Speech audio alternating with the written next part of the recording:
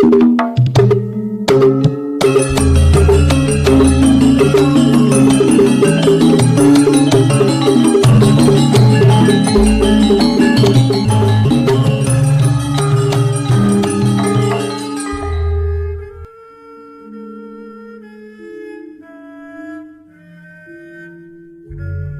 Ibu, para kadang kinasih simbah-simbah lan adik-adik, para rama suster bruder berkah dalem Gusti, sugeng rawuh wonten ing PDSK channel menika. Kados pundi kabar panjenengan? Mugi-mugi bagas kasarasan kesehatan kawilujengan tansah mengku kula panjenengan sami anggenipun nglampahi gesang ing dinten menika. Lan mugi-mugi lumantar panglimbang basa Jawi waosan Injil kula panjenengan sansaya saged gayuh iman kapitadosan ingkang leres lan mantep. Langkung-langkung anggenipun kula panjenengan tansah munjuk atur panuwun ing ngarsa dalem Gusti awit pangreksa dalem tumraping gesang kula panjenengan. Kadangkala anggenipun derek Gusti menika keraos awrat menapa malih yen ngelingi kabetan-kabetaning gesang ing alam donya. Nanging kula panjenengan kedah yakin bilih Gusti tansah ngreksa gesang kula panjenengan lan buktinipun dinten menika ing pungkasan wulan Juni kula panjenengan saged nglampahi gesang menika kanthi wilujeng.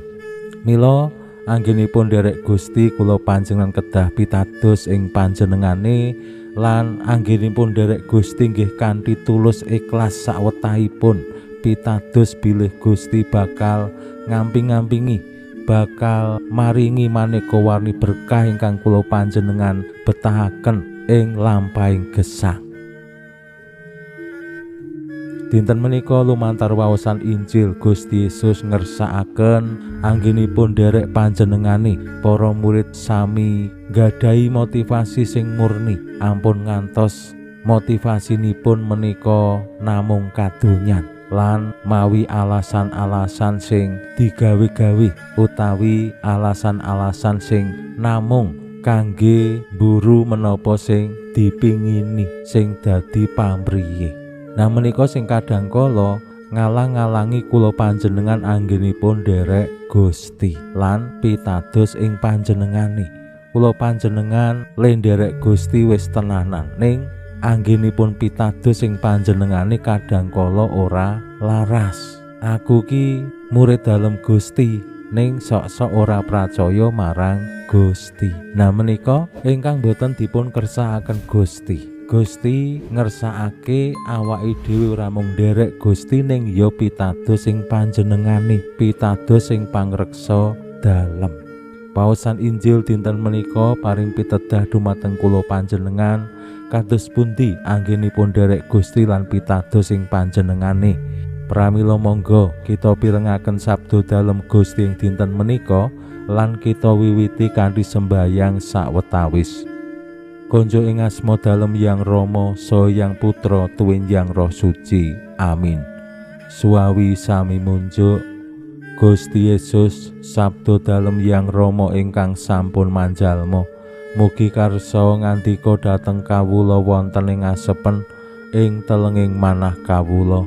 KBKO kegiatan lan panglipur ingkang manjing ing sabda dalem kapenuwana kawula mawi roing kawicaksanan dalem.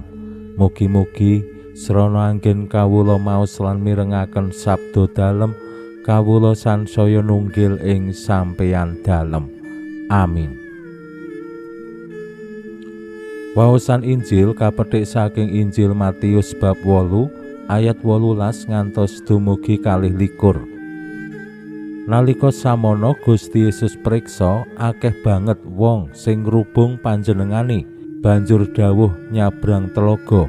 Nanging ana ahli kitab sing sowan lan matur, "Bapak Guru, kula badhe nderek panjenengan dhateng pundi kemawon?"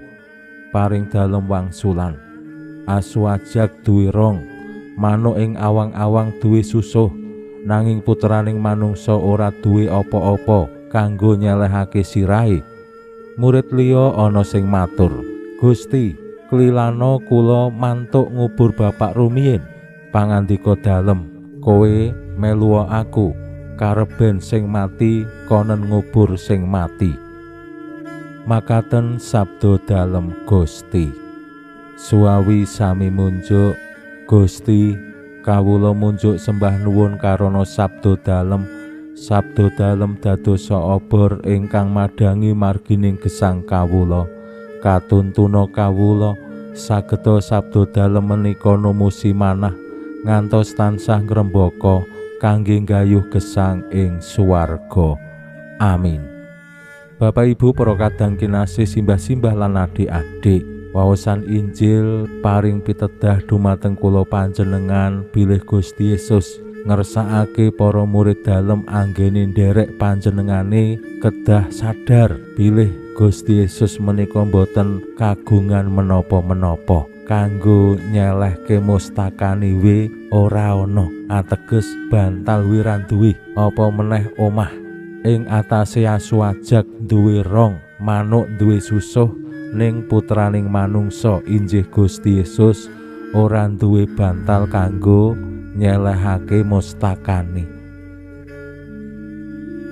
Menika paring pawartos kangge kula panjenengan anggone nderek Gusti ampun kanthi motivasi kadonyan, kaluhuran ing kadonyan. Mila memurnikan motivasi nderek Gusti menika penting lan kenging menapa yen pelajaran dadi Katolik menika kirang langkung 1 tahun lan sakjroning 1 tahun menika boten namung pelajaran dadi katekumen ning ya kudu terlibat ana ing pasamuan, wiwit apal sembayangan pokok utawi dasar lan ngejawantahake mujudake nilai-nilai kekatolikan wonten ing gesang. Umpamane ya mbangun paguyuban, tindak gereja saben minggu, menapa malih saged saben dina ngriyayakake karisti, melu aktif ana ing peran-peran, melu kur, melu rosario, melu sarasean lan sapanunggalane. Ora mung sekedar dibaptis, dicuri banyu ping 3. Menika pancen penting ning anggenipun cecawis dados murid dalem ya penting. Kanthi persiapan dadi wong Katolik lumantar sakramen baptis menika kirang langkung 1 tahun.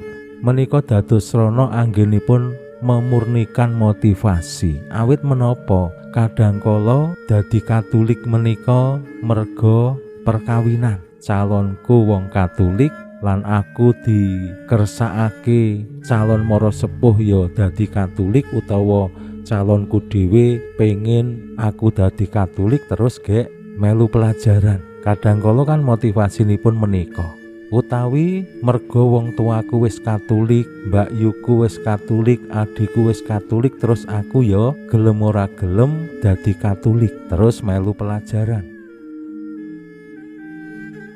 Utawi merga ningali wong Katolik ki uripe ayem tentrem, brayat Katolik kuwi uripe ketoke nyenengke, terus pengen dadi Katolik. Mila dadi Katolik menika mawi proses sing boten sedhela. Nah, kanthi motivasi sing dimurnekake, tujuane nggih ing sakmangke yen dadi Katolik tenanan, wis nampa sakramen baptis, terus ya bisa setya. Awit dadi wong Katolik ora gampang, abot yen ora duweni motivasi sing murni, katresnan sing murni lan keyakinan sing cukup, awake dhewe gampang miyur. Mengko ya tundhone mung dadi abangan utawa ya ateis praktis. Abangan menika KTP-ne Katolik ning ora tau ning gereja, ora gelem srawung ana ing kumpulan lingkungan, ora tau melu latihan kur utawi berperan ana ing pasamuan, mung KTP-ne wae sing Katolik. Utawi ateis praktis, ya agamane Katolik, ya pendak dina ning gereja, ya melu kegiatan ning janjane aku rung mudeng, aku ki percaya tenan karo Gusti apa ora, utawa malah kosok wangsulipun aku tetep luwih percaya karo duit, aku luwih percaya karo lemah sing dak duweni, aku percaya karo jabatan sing dak lungguhi. Mila nggih nang gereja kuwi mung sekedar melu-melu, utawa terus ya blas sembayang ya ora tau, neng gereja ya ora tau, ngakune tetep Katolik. Keng menapa Gusti Yesus ngersakake tiang-tiang sing nderek panjenengane estu kanthi motivasi sing tulus murni supados nggih anggenipun pitados sing panjenengane kula panjenengan sami lan sedaya tiang sing nderek Gusti saged pasrah sumarah marang Gusti, pitados sakwutuhe marang pangreksa dalem. Pancen awake dhewe tetep kudu berjuang, kudu berusaha ning linambaran pangreksa dalem Gusti. Pinuji Allah sakmenika sarta ing salami-laminipun, salam sehat, salam bahagia, salam katentreman. Lan mugi-mugi lumantar panglimbang dinten menika kula panjenengan tansah jinangkung ing berkah dalem Gusti ingkang Maha Kuwasa, Yang Rama saha Yang Putra tuwin Yang Roh Suci. Amin.